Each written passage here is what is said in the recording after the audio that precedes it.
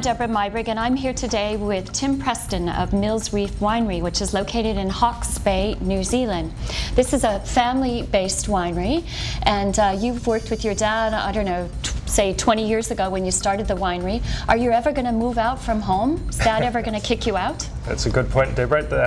It has happened. All things come to an end. All good things come to an end, and we've enjoyed 30 years together in business and making wine.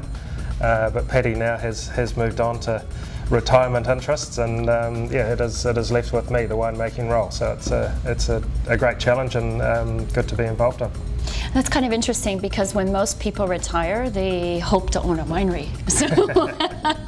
So does your dad pop into the winery now and then? Absolutely, he still loves wine. Check the blending. Loves the idea of wine and loves tasting wine and throwing his 5 cents worth in. So it's still very much a family winery. Tell me a little bit about why is the Elspeth wine such a success for you? Well, why it's a success is the care and detail from vine to bottle. That's where we really focus on the quality, attention to detail. It's got to be good because it's named after my grandmother, who was a teetotaler, by the way.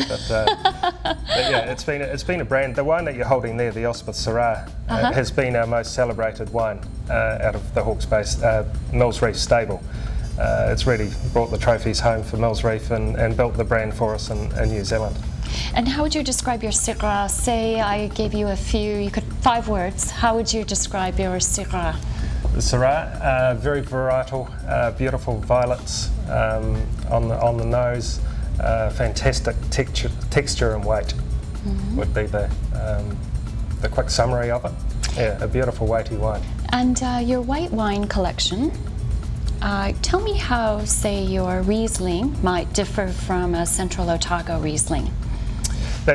Fascinating point of here we are sourcing our grapes 100% from Hawke's Bay, known as the fruit bowl of New Zealand. But it shows how diverse it is. The Hawke's Bay is a small area, but here we're producing a Riesling and a Cabernet Sauvignon, two it's a very unusual combination. The differences is the soil type.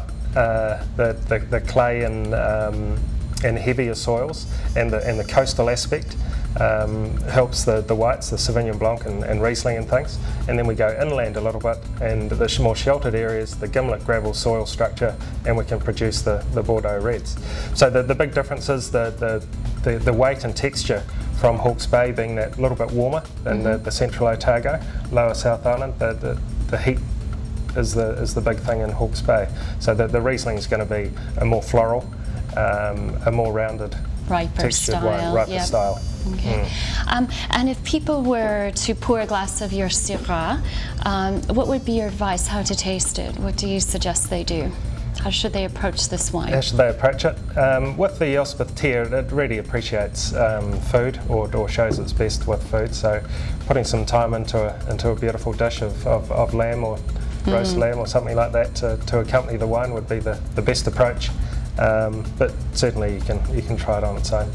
Well, great. Sounds like it's time for lunch. Absolutely. Thank you so much. Thank you.